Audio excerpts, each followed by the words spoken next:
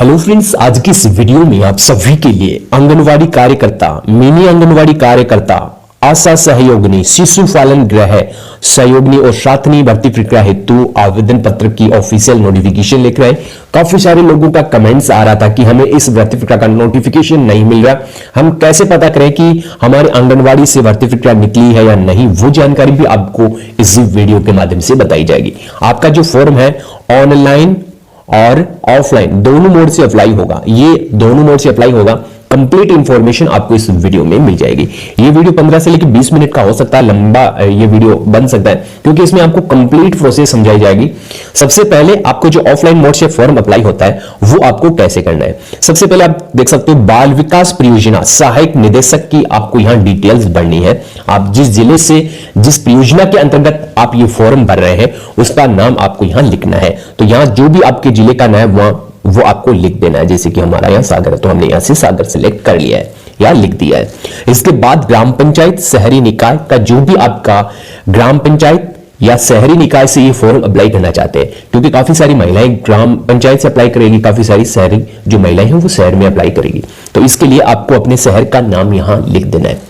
जैसे कि मैं यहां ग्राम पंचायत या अभी हम आपको ग्राम पंचायत से फॉर्म अप्लाई करके दिखा रहे हैं, तो यहां अपनी ग्राम पंचायत का नाम मैं लिख देता हूं, साथू आपका यहां ग्राम पंचायत, ठीक है। और इसके बाद राजस्व ग्राम या वार्ड, आपका जो भी राजस्व ग्राम है या जो भी आपका वार्ड है उसकी डिटेल्स आपको यहां लिखनी है। राजस्व ग्राम, ग्राम पंचायत सेम होती है, काफी सारे ऐसे विलेज हैं जहां आपकी अलग अलग होती है। तो यहां आपको राजस्व ग्राम और शहरी के लिए वार्ड यहां आपको लिख देना है। आपके वार्ड में जहां आंगनवाड़ी केंद्र है उसकी डिटेल्स भी आपसे यहां मांगी जाएगी। आप देख सकते हो आंगनवाड़ी केंद्र ग्राम पंचायत का नाम आपको लिखना है। जिस आंगनवाड़ी केंद्र के लिए आप फॉर्म अप्लाई कर रहे हो, आपके वार्ड में कौन से आंगनवाड़ी केंद्र है उसका यहां आपको नाम लिख देना है। इसके लिए आपको ये डिटेल्स बताई गई है। इसके बाद मानदेय सेवा पद, अब आपको इसमें बताया गया है कि आप किस पोस्ट के लिए अप्लाई करना चाहती है। आप एक कार्यकर्ता बनना चाहते हैं या आप जो सहायिका बनना चाहती है या आप कोई अन्य पोस्ट के लिए अप्लाई करना चाहती है, आप आशा बनना चाहती है, तो उसकी डिटेल्स आप यहाँ को भरनी है। तो नॉर्मली सबसे ज्यादा फॉर्म जो सबमिट होते हैं वो कार्यकर्ता के लिए होते हैं, क्योंकि इसमें आपको पेमेंट या जो मानदेय है वो अच्छा मिल जाता है। इसके बाद आवेदक का नाम, आपको यहाँ नाम लिखना है जो भी आपका नाम है। जैसे कि हम सरोज नाम की लड़की का फॉर्म भर रहे हैं तो यहाँ आपको सरोज लिख देना है, ठीक है। इसके बाद सरोज के पिता का नाम या जो पति का नाम जो भी है तो यहाँ आपको नाम लिख देना है। इसके बाद जो यहाँ पिता का नाम लिख देना है, जो भी आपका पिता है उसका नाम आपको लिखना है, पति का नाम लिखना है। पत्र व्यवहार का पता आपको जरूर लिखना है, यानी कि इसमें कोई गलती नहीं होनी चाहिए, अच्छे से साफ शब्दों में आपको लिखना है, ठीक है। इसके बाद मोबाइल नंबर आपको बताने हैं, मोबाइल नंबर लिखने हैं। इसके साथ 6 नंबर पे आवेदक की मेल आईडी आपको यहाँ लिखनी है। जो भी आपकी मेल आईडी आपके एंड्रॉइड फोन की, आपको एक मेल आईडी और बनाना है क्योंकि उस पर आपको काफी सारी जानकारी जो है सेंड की जाएगी। और इसके बाद फिर सबको इसमें बताया गया है कि 7 नंबर पे कौन सा पॉइंट है, तो 7 नंबर पे आपको बताया गया है जन्म तिथि। आप देख सकते हो जन्म तिथि डिटेल्स आपको बताई गई है। तो जन्म तिथि में सबसे पहले आपको जन्म तिथि लिखनी है। 10th की बोर्ड की जो भी मार्कशीट है उसके आधार पर जो भी आपकी जन्म तिथि है वो आपको यहाँ लिखनी है। पॉइंट पे आपको बताया है आयु, आयु में सबसे पहले बताया वर्ष और माह, आपको विज्ञप्ति जारी होने करने की तिथि के आधार पे आपकी जो है आपको वर्ष बताने हैं, आपकी आयु कितनी वर्ष हो गई है वो जानकारी देनी है और माह कितने के हो गए वो आपको जानकारी देनी है। इसके साथ 9 नंबर पॉइंट पे आपका जो भी वर्ग है, जैसे कि आप अनुसूचित जाति से हैं, जनजाति से हैं, अल्पसंख्यक वर्ग से हैं या ओबीसी से हैं या आप सामान्य वर्ग से हैं, तो अभी हम सामान्य वर्ग को टिक मार्क कर रहे हैं क्योंकि हम सामान्य वर्ग से ही फॉर्म अप्लाई कर रहे हैं। इसके बाद 10 नंबर पे पॉइंट आपको बताया वैवाहिक स्थिति डिटेल्स आपको यहाँ बतानी है। वैवाहिक स्थिति में आपको बताया कि आप विवाहित हैं, विधवा हैं, प्रीतागी हैं, तलाकशुदा जो भी हैं, तो आपको टिक मार्क कर देना है। तो विवाहित है तो विवाहित पे हमने क्लिक करके इस फॉर्म की जो है टिक मार्क कर दी है। जो लागू है उसको टिक मार्क करें और सक्षम अधिकारी का जो भी प्रमाण पत्र है वो आपको अटैच करना है। अगले पृष्ठ पर हम इसके नेक्स्ट पृष्ठ पर आपको लेके चलते हैं। तो यहाँ 11 नंबर का जो है वैवाहिक स्थिति, यानी कि जो वैवाहिक की जो तिथि है वो आपको यहाँ बतानी है। इसके बाद आपको सेकंड नंबर पे यहाँ 12 नंबर पे बताया गया है। 12 नंबर पे सबसे पहले यहाँ शैक्षणिक योग्यता का विवरण आपको बताया गया है। शैक्षणिक योग्यता का विवरण में आपको सबसे पहले है 8वीं पास। आपको 8वीं पास में कितने प्रतिशत अंक प्राप्त किए हैं वो जानकारी आपको यहाँ लिखनी है। तो सबसे पहले आपको वर्ष लिखना है कि किस वर्ष आपने पास किया 8वीं।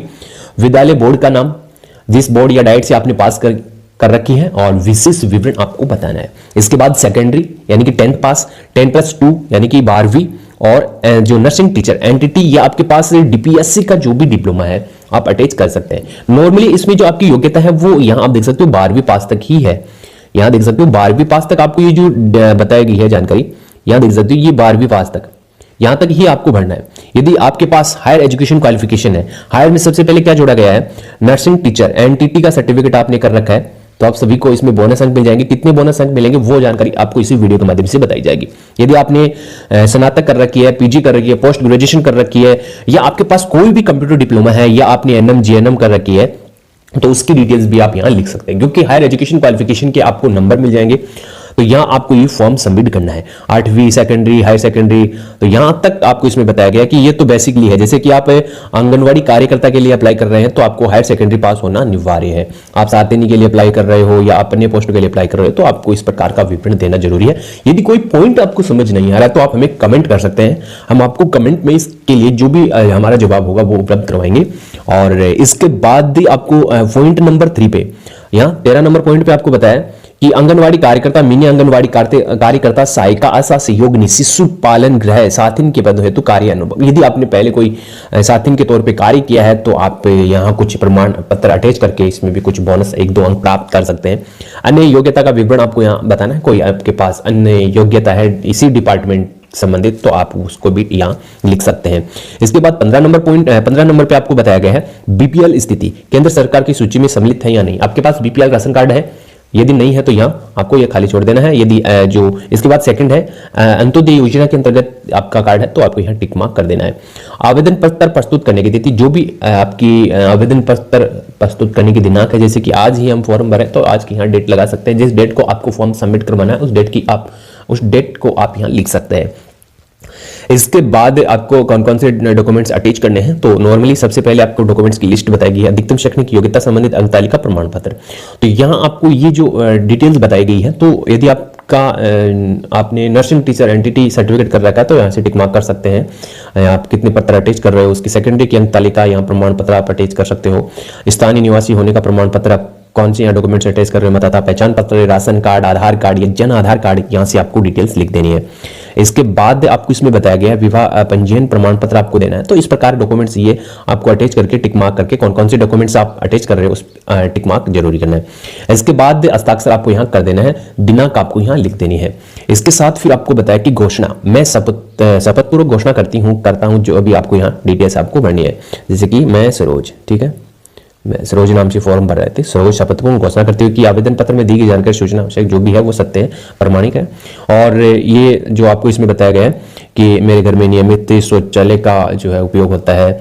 और यहाँ 5 नंबर पे जो है ये केवल जो है तलाकशुदा महिला है, प्रीत्यागी महिला है, उनके लिए है, तो ये आपको यहाँ देना होगा। यानी कि आप प्रीत्यागी तलाकशुदा महिला है तो ये आपको डिटेल्स भर के देनी होगी। और इसके साथ आपको डेट लगानी है। और आवेदन पत्र की रसीद आपको जरूर प्राप्त करनी चाहिए किसी भी फॉर्म की। तो यहाँ आपको एक आवेदन पत्र की रसीद आपको बताई गई है, तो ये अधिकारी आपको जो है सबमिट जो है जैसे ही आपका फॉर्म सबमिट होगा तो आपको उपलब्ध करवा देंगे, आपके जो सुपरवाइजर है या जो एनएम आशा है जो भी आपका फॉर्म सबमिट कर रही है। तो ये तो आपका जो है ऑफलाइन फॉर्म है। अब बात करेंगे कहाँ से ये वैकेंसीज आपको मिल रही है। सबसे पहले बात करें राजस्थान की, क्योंकि काफी सारे जो कमेंट्स आ रहे थे वो कल राजस्थान की वैकेंसी को लेकर आ रहे थे। राजस्थान में सीकर से वैकेंसी निकाली गई है। लिंक आपको हमारे टेलीग्राम चैनल पे मिल जाएगा या हमारे इंस्टाग्राम चैनल पे भी हम क्या करते हैं कि इस प्रकार के नोटिफिकेशन वहां सबसे ज्यादा दिखाते हैं, तो इंस्टाग्राम चैनल को भी आप फॉलो कर सकते हैं। इसके बाद आपको जो नेक्स्ट मिल रहा है ये आपका मिल रहा है भरतपुर है।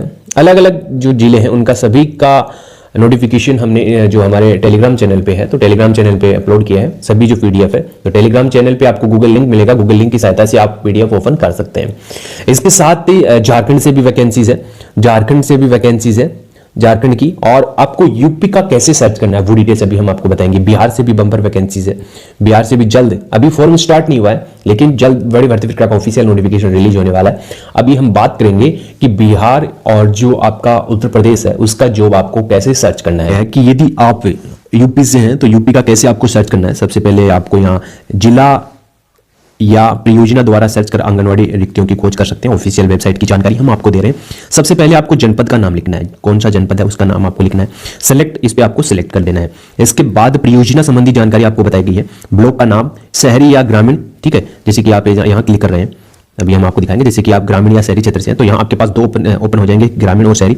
और इसके बाद किसी वार्ड का जॉब सर्च करना चाहते हैं, पोस्ट आपको यहाँ लिखनी है। जैसे कि आप आंगनवाड़ी कार्यकर्ता, मिनी आंगनवाड़ी कार्यकर्ता के लिए अप्लाई करना चाहते हैं, यहाँ आप सर्च करना चाहते हैं तो नॉर्मली यहाँ सर्च का ऑप्शन आपके सामने आ जाएगा। तो आपको नॉर्मली सबसे पहले इस पर क्लिक कर देना है। आपको क्लिक कर देना है। तो आप इस प्रकार जो है जॉब सर्च कर सकते हैं। ये आप देख सकते हो यूपी की ऑफिशियल वेबसाइट है, किसी प्रकार की फेक जानकारी नहीं है। तो आप इस प्रकार जो है जॉब सर्च कर सकते हैं, या आप किस राज्य से इस प्रकार की नौकरी प्राप्त करना चाहते हैं आप हमें कमेंट कर सकते हैं, हम आपको कमेंट में कंप्लीट जानकारी समझाएंगे। मिलते हैं नेक्स्ट वीडियो में ऐसे ही लेटेस्ट जॉब के साथ। जय हिंद।